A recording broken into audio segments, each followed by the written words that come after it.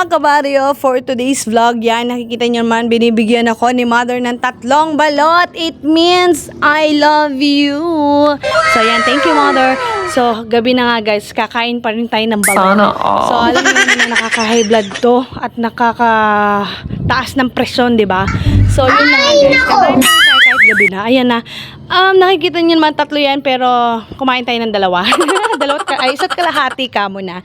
So yan, binubuksan ko na po yan, baliktad pa. Hindi talaga kasi talaga ako marunong magbukas ng ano guys, ng balot. Hindi ko alam kung saan yung sa may matigas o hindi. Yan, pinakuha ko nga pala yung cellphone holder kasi nga nahihirapan ako magbalat kasi hawak ko yung phone. So pinakuha ko para ilagay ko na lang dun yung cellphone ko. Oh my god, nakakahingal pala mag voice over guys. O yan na nga guys, nakikita nyo naman binabalatan ko. Hindi ko alam kung saan ko lalagay yung balat ng balot, diba? O yan, nilagay ko na lang doon kasi nga yung guys, yung gagamitin kong plato ay yung pink na maliit. So ilalagay ko yung suka dyan, babalatan ko yung balot, lalagay ko yung laman, dyan ako kakain. So yan guys, binabalatan ko na. Oh my god, ang sarap ng balot guys, grabe. So yan guys, wala na ako masabi kaya magpapasounds na lang muna tayo.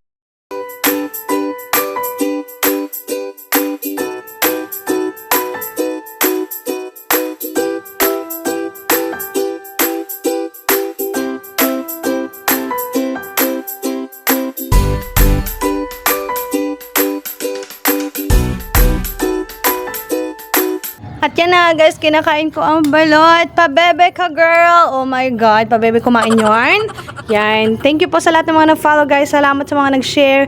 Maraming salamat! Sana all.